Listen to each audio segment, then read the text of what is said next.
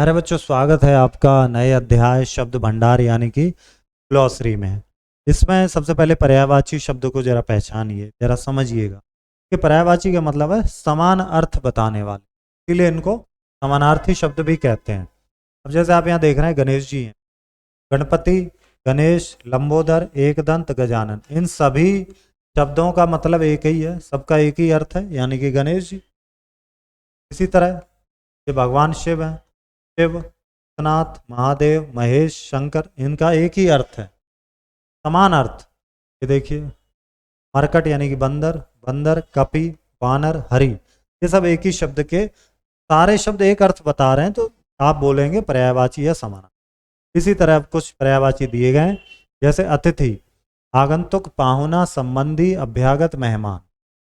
जैसे अली, मधु, मधुकर, भ्रमर, भौरा, भंवरा। जैसे ईश्वर, परमात्मा, हरि, ईश, जगदीश, प्रभु। उपवन, बाग, बगीचा, वाटिका, उद्यान, फुलवारी। गंगा, मंदाकिनी, भागीरथी, अलकनंदा, देवनदी। ये सब याद करने वाली चीजें याद करनी है। पत्नी, वामा, भार्या, अर्धांगिनी, गृहिणी, दारा। पुत्री, तनया, सुता, तनुजा, बेटी। दीपिका, शत्रु, दुश्मन, वैरी, अरि, रिपु, अराती। बादल, जलद, नीरद, वारिद, घन, मेघ। ठीक है। सागर, समुद्र, रत्नाकर, जलधि, जलनिधि, वारिधि। ये तो हो गए पर्यायवाची। अब आ जाते विलोम शब्द, एक शब्द का उल्टा विलोम। जैसे अनिवार्य तो ऐच्छिक, अनुकूल प्रतिकूल, धार तो नकद, साकार निराकार, मिलन तो विरह, मंगल अमंगल, कनिष्ठ वरिष्ठ, कायर वीर, नवीन प्राचीन, सूक्ष्म स्थूल, संयोग वियोग, अर्पण ग्रहण। ऐसे ही ईश्वर अनीश्वर, दुर्जन सज्जन।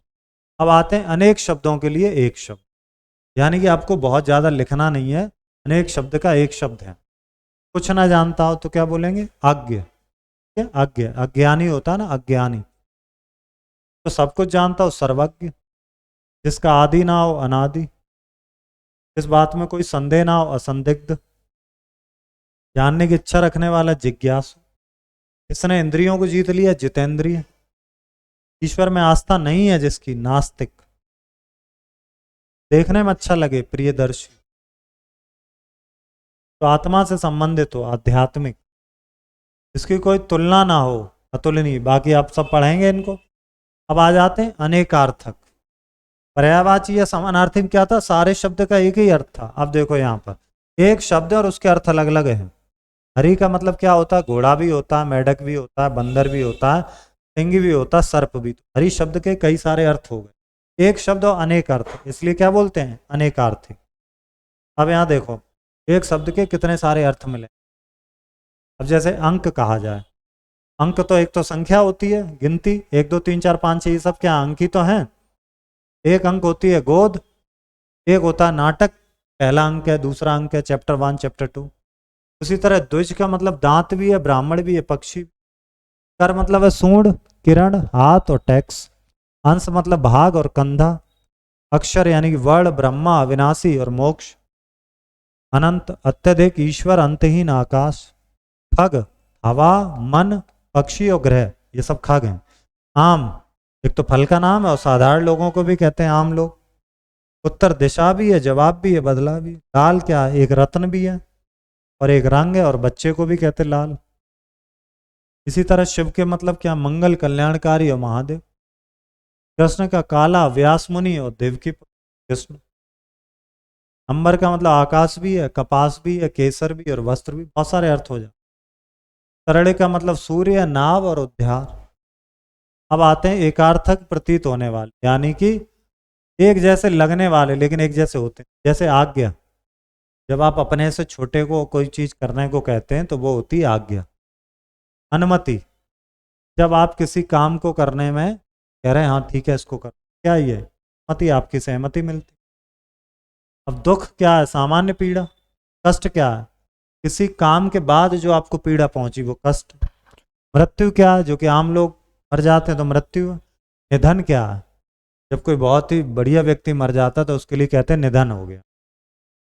अस्त्र, तो हथियार फेंक के चलाया जाएगा वो अस्त्र है, जैसे कि भाला। शस्त्र क्या जो हाथ में पकड़ के चलाया जाएगा, जैसे कि तलवार। अधिक यानी कि आवश्यकता के बाद भी है तो फिर अधिक हो गया। पर्याप्त आवश्यकता के हिसाब से तो परे। ठीक है। खोज, कोई चीज कहीं से ढूंढ लिया आपने तो खोज हो गई, और कोई भी चीज आपने खुद से बनाई है तो आविष्कार।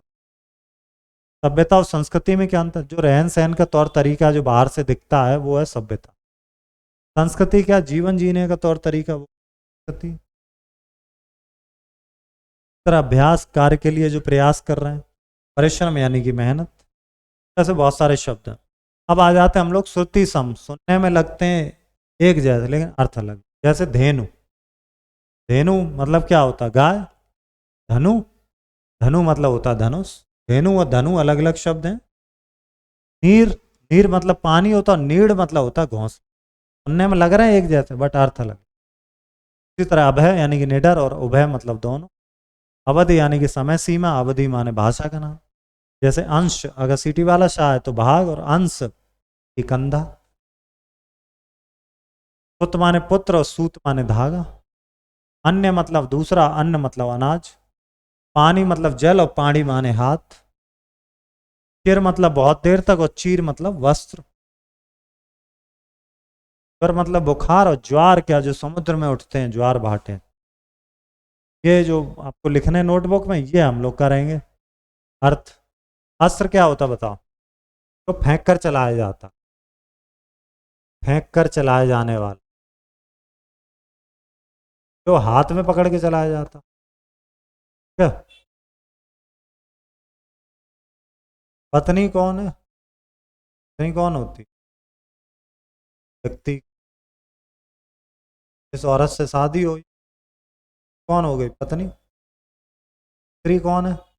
बीवी, महिला। महिला क्या कहलाएगी? स्त्री। निर्णय मतलब क्या है? आपने फैसला सुनाया। न्याय मतलब क्या है? जो सही है वो आपने सही फैसला क्या हो जाता? न्याय हो जाता। पुत्र मतलब क्या? आपका लड़का। बालक यानी कि कोई भी लड़का। कोई लड़का बालक होगा, कोई भी लड़की बालिका हो। इसी तरह आप कर लेंगे। आंख के कुछ अब इनके कुछ के पर्यायवाची लिख लेते। आंख के चक्षु, नयन, नेत्र, गोचन, दृग, बहुत सारे हैं। सोना का स्वर्ण, कनक, सब सोने के पर्यायवाची। ठीक है। इस तरह तालाब के सरोवर, सर, पुष्कर, कुछ कुछ मैं लिख दे रहा हूँ, बाकी आप दोबारा पढ़ेंगे तो रिवाइज होगा। गंगा, भागीरथी, सुरसरी, देव नदी, ये गंगा के पर्यायवाची शब्द। ठीक है। इसी तरह पत्थर, अतिथि के लिखेंगे आप। अब विलोम शब्द कुछ के लिखेंगे हम लोग। क्रस्ट यानी बहुत शानदार, निकृष्ट, बहुत बेकार, बहुत घटी। आदान तो प्रत्यक्ष तो अप्रत्यक्ष। आकर्षण तो विकर्षण। आकर्षण भी लिख सकते। कनिष्ठ तो वरिष्ठ। कार तो अपकार। इहलोक तो परलोक। प्रवृत्ति क्या लिखें? निप्रवृत्ति, वृत्ति, दुष्प्रवृत्ति, शुष्क। हाँ, कैसा हो जाएगा? गीला, नमी युक्त जाएगा। कर देंगे हम लोग।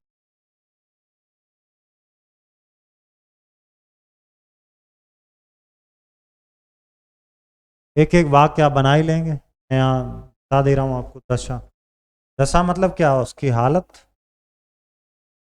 दिशा मतलब क्या है? दिशा मतलब जैसे कि पूरा पश्चिम उत्तर ये सब क्या? दिशा। पूर्व क्या नाम है? दिशा। इस तरह से आप लिखेंगे। जैसे दशा खराब है, खराब है, मैं लिख दे रहा हूँ यहाँ। यहाँ क्या लिखोगे? वह किस दिशा में गया है? एक तरफ दशा और एक तरफ गया है।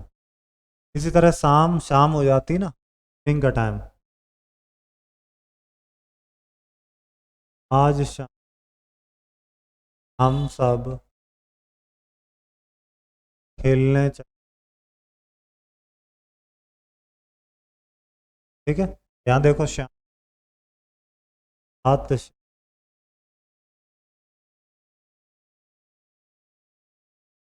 प्रकार से बाकी के लिखेंगे।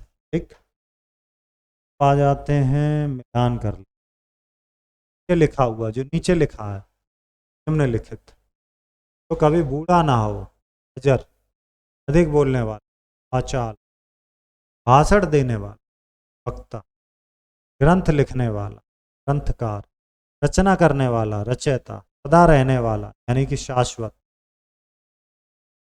इनके अर्थ लिख के आपको करना है ये एक्टिविटी। कर माने क्या होता है, देखिए कर माने होता है सूंड, हाथी की सूंड होती है, कर माने होते हैं हाथ। दल माने होती है पार्टी, दल माने होता है समूह। घट में यानी कि हृदय में, घट माने स्थान भी होता, दंड माने सजा भी होती, दंड माने लाठी भी होती, कल माने मशीन, कल जो समय बताता वो भी, बीता हुआ कल, आया हुआ। फिर मिलते हैं अब अगले अध्याय में। धन्यवाद।